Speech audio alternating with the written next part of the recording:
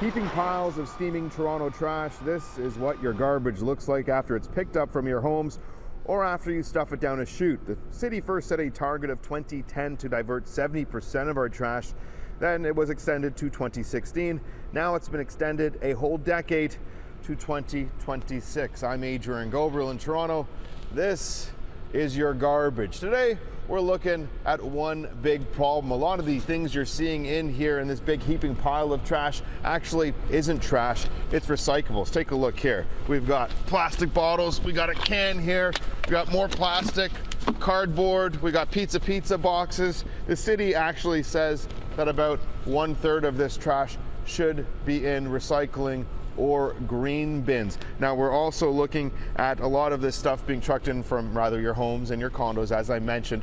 Though all the office junk, it's actually brought in by private collectors. Though those private collectors at times pay our city to fill and drop off at our landfills. Take a look at what one truck dropped off earlier today.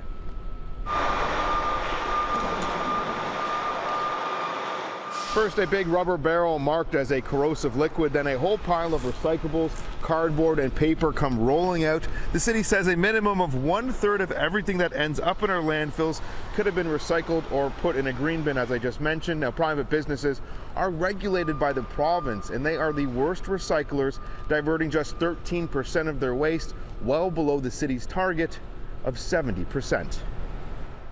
There's not enough scrutiny and not enough checks and balances on the private waste companies and where they're taking the waste and how they're sorting it. There needs to be more enforcement from the province, and the city can also play a role and make sure that they're doing the right thing too. Is that private company allowed to keep dropping off their waste at the city? I don't think if someone's not following the rules, they should be allowed to keep bringing their garbage to the city.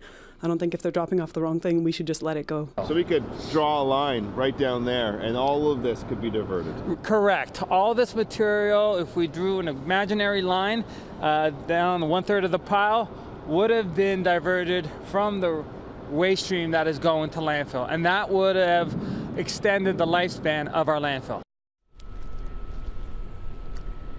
CityNews has learned that in 2016, Toronto handed out 79 commercial waste charges, those fines totaling just over $18,000.